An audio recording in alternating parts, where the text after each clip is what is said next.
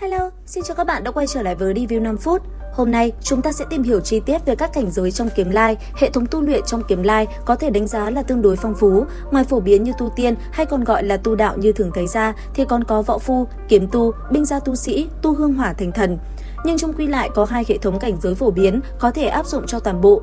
Đầu tiên, hãy đến với luyện khí sĩ, bao gồm cả kiếm tu hành thần đạo sẽ có hệ thống phân chia cảnh giới như sau.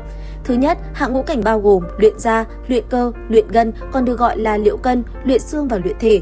Mặc dù là cảnh giới cơ sở, đáng ra phải được chú ý giới thiệu, giải thích kỹ càng vì đây là nền móng tu hành. Thế nhưng trong kiếm lai, những cảnh giới này được nhắc tới không nhiều trong giai đoạn đầu. Đến giữa truyện thì nội dung lại càng ít nhắc tới những cảnh giới này.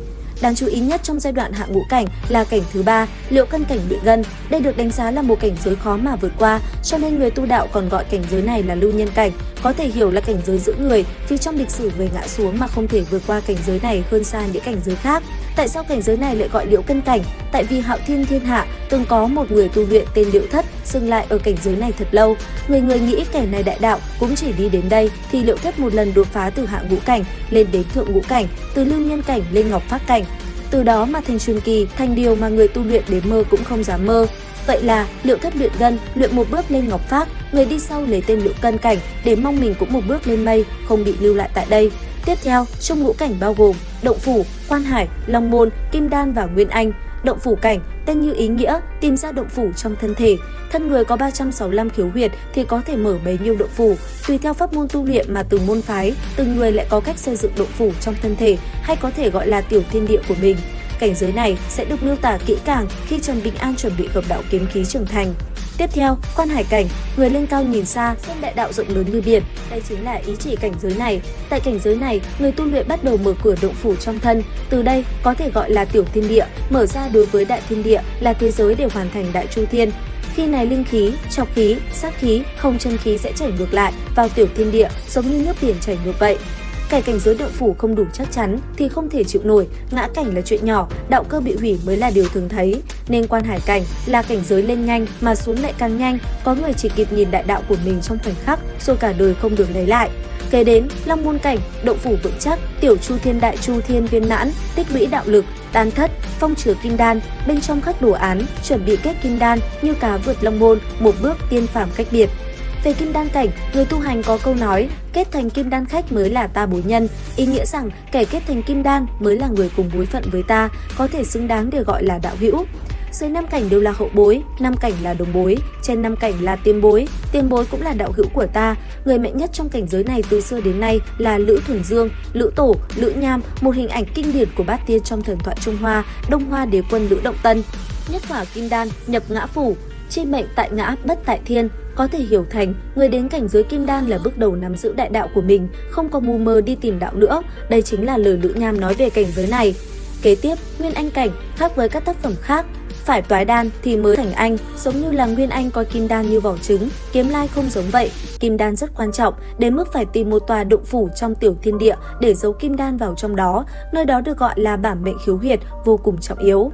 Điểm đặc trưng của Nguyên Anh là người tu đạo có dương thần, âm thần rất vững chắc. Ngoài bản thân tu luyện ra thì âm thần và dương thần của bản thân ở cảnh giới này đối với tu sĩ bình thường mà nói thì đã có thể tự tu luyện, coi như một cá thể khác tách rời bản thể trong thời gian dài hoặc rất dài, cực dài. Tiếp đến, thượng ngũ cảnh gồm Ngọc Phác, Tiên Nhân, Phi Thăng 14 và 15.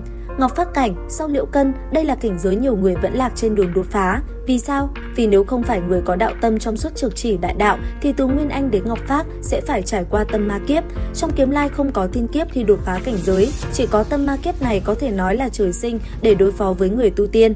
Vừa qua tâm ma, đạo tâm kiên cố, đạo cảnh tương ứng tâm cảnh, thông thấu như ngọc, phản pháp quy chân, thấy rõ đại đạo mà bản thân truy cầu, đạo tâm hướng tới. Đây chính là vì sao gọi Ngọc Phác cảnh.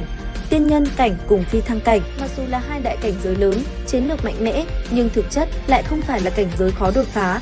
Đối với Tiên Nhân cảnh mà nói, đây là giai đoạn tích lũy đạo lực, hay có thể nói là luyện kiếm thuật, luyện pháp thuật, luyện đạo pháp, vân vân. Qua đó, để mà bảo vệ lấy đại đạo của bản thân. Phi Thăng cảnh là khi đạo cảnh, tâm cảnh, đạo lực, đạo tâm đã ở trạng thái viên mãn sẵn sàng chứng đạo. Viễn cổ thời đại, Phi Thăng cảnh là cảnh giới rất lúng túng, chỉ có hai con đường để đi. một là chứng đạo thành 14 cảnh, thành thần, hai là trốn trong đạo trường của mình, không dám xuất hiện giữa thiên địa. Vì thiên đạo coi những kẻ phi thăng này là một loại ký sinh, ăn cắp đại đạo, sẽ liên tục áp chế cho đến khi kẻ phi thăng mà không phi thăng bị ép đến hình thần câu diệt. Nhắc đến 14 cảnh, tại viễn cổ thời đại có phi thăng đài. Tại đây, kẻ phi thăng cảnh leo lên mà chứng đạo thành công, thành thần, thất bại thì hôi phi yên diệt, rất trực tiếp, rất đơn giản mà tàn khốc. Thiên đình bị lật trở về sau, 14 cảnh là phải chứng đạo hoặc hợp đạo giữa thiên địa. Hợp đạo là cách lên 14 cảnh rất phong phú, gồm có hợp đạo thiên thời, địa lợi, nhân hòa. Phân chia 3 cảnh hợp đạo này không thể rạch ròi và rõ ràng được, nhưng có thể lấy ví dụ một số nhân vật hợp đạo 14 cảnh như sau. Hợp đạo địa lợi, Văn Thánh hợp đạo 3 châu của Hạo Nhiên Niên Hạ là Đồng Diệp Châu, Phù Lưu Châu, Kim Giáp Châu. Tại 3 châu này thì Văn Thánh chiến lược mạnh mẽ, đạo lực bền bỉ, chỉ cần 3 châu này không bị phá toái thì lão tú tài không bị ngã cảnh. Nhưng nếu có kẻ nào đó phá nát sơn hà, đánh xuyên đại địa của 3 châu này thì lão tú tài Văn Thánh sẽ theo đấy mà tổn thương rất nhiều. Cho nên coi hợp đạo địa lợi nhiều hạn chế nhất. Tiếp theo hợp đạo thiên thời, Bích Tiêu Động Chủ, Lão Lỗ Mũi Châu, Lục Trầm Sư Thúc, Đạo Tổ Sư Đệ đều là chỉ cùng một người gọi tên Lão Quan Chủ. Tu sĩ 14 cảnh này chiến lược mạnh mẽ, đã sống cực kỳ lâu, khó tính hay chấp vặt, thù dai vân vân đều là nói về Lão Quan Chủ. Nguyên nhân là thanh ngưu mà đạo tổ cưỡi, tượng trưng cho lao động mùa màng, thiên hạ thái bình. Đây là hợp đạo thiên thời, cho nên nếu không phải loạn thế, chiến hỏa khắp nơi sinh linh đổ thán thì Lão Quan Chủ mạnh đến nỗi muốn đánh ai thì đánh. Ai bị đánh mà không chạy được thì chỉ có chuyển thế mới mong có một đường sinh cơ. Kế tiếp, hợp đạo nhân hòa, tiêu biểu có Hạo Nhiên đắc ý nhất. Hạo Nhiên thơ vô địch, Bạch Dã. Nguồn gốc là hợp đạo với bài thơ trong lòng của mình. Chỉ cần thơ không hết, ý thơ không tan thì Bạch Dã luôn ở trạng thái đỉnh phong. Bạch Dã đã từng một mình đối đầu trực tiếp với quá nửa số 13 vương tọa đại yêu, toàn bộ là phi thăng cảnh đỉnh phong dưới sự áp trận của Chu Mật 14 cảnh đỉnh phong. Bạch Dã đặt mình ở trong chiến trường mà đối phương thiết kế sẵn, lại bị rút sạch linh khí một châu, thay bằng độc khí chướng khí, khiến cho Bạch Dã không thể bổ sung tiêu hao, chỉ có thể dùng linh khí của bản thân đối chiến. Thế nhưng Bạch Dã ra kiếm không ngừng, nếu không phải có Chu Mật làm 14 cảnh đỉnh phong thì tất cả vương tọa đại yêu đều khó mà sống sau khi chống đỡ một kiếm. Kết quả là đại yêu Bạch Oánh, Thiết Vận, Ngưỡng Chỉ, Viên Thủ, Ngũ Nhạc, Ngưu Đạo đều bỏ mình không biết bao nhiêu lần dưới kiếm của Bạch Dã. Tiếc thay còn có Man Hoang Chu Mật quá cáo già, cuối cùng chỉ có Thiết Vận và Bạch Oánh phải bỏ mình. Đáng tiếc nhất của hợp đạo 14 cảnh là phải nói đến Thuần Nho Trần Thuần An của Nam Bà Sa Châu. Hợp đạo thiên thời, địa lợi, nhân hòa, vai gánh nhật nguyệt, đây là một cái người đọc sách, nếu hợp đạo thành công thì chỉ cần miêu tả ngắn gọn như sau: từ không thành có, từ ảo thành thật. Thế nhưng vì để ngăn Trần Thuần An hợp đạo thiên thời, địa lợi nhân hòa thì Chu Mật đã phái ra kiếm tu phi thăng cảnh đỉnh phong Lưu Xoa đến để đánh phá. Đứng trước sát lược vô địch cùng cảnh giới kiếm tu thì Thuần Nho Trần Thuần An phải ngã xuống là điều khó tránh. Vậy còn tu sĩ chứng đạo lên 14 cảnh thì sao? Đây là một con đường khắc nghiệt hơn, vì một đầu đại đạo chỉ có một người chứng đạo trước chưa ngã xuống thì người đồng đạo không thể chứng, hoặc là đợi, hoặc là hại người đi trước, hoặc là tìm lấy một con đường khác.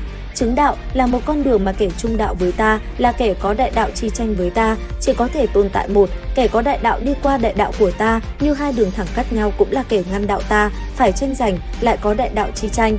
Chứng đạo con đường này nói là khó cũng không đủ để hình dung, cho nên tu sĩ có thể chứng được đại đạo của bản thân thì chứng được đều không phải dùng từ mạnh mẽ có thể miêu tả. Người đi con đường này thường thấy nhất là các thuần túy kiếm tu, vì mỗi một thanh bảng mệnh kiếm đều là một đầu đại đạo hiển hóa thích hợp cho kiếm tu đi theo. Dễ thấy nhất là Tề Tịnh Xuân lấy giáo lý tam giáo làm căn cơ chứng đạo, cuối cùng là 14 cảnh đỉnh phong, được gọi là có tư cách lập giáo xưng tổ, tiếc là phải đi bán muối sớm. Nhắc đến 15 cảnh, hiện tại chỉ có tam giáo tam tổ là 15 cảnh, Chí Thánh Tiên Sư Khổng Khâu, ngoại hình được Trần Bình An hình dung là hỗn qua giang hồ, có nghĩa là thân hình cao lớn vạm vỡ, khí chất như người giang hồ, mạnh miệng nói với Trần Bình An rằng: đạo tổ đến đây ta cũng dám đánh, xem ai sợ ai. Tiếp theo, Phật tổ hóa thân nhiều như các sông Hằng trên khắp đại thiên thế giới, xuất hiện tại Huế Hoàng huyện với hình tượng là trung niên văn sĩ, có thể tưởng tượng là một người đàn ông 40 tuổi với vẻ ngoài tri thức. Đạo tổ, tên thật Lâm Giang Tiên, được xác nhận là biết đánh nhau nhất trong tam tổ, hình tượng hiền hóa là thiếu niên cưỡi trâu.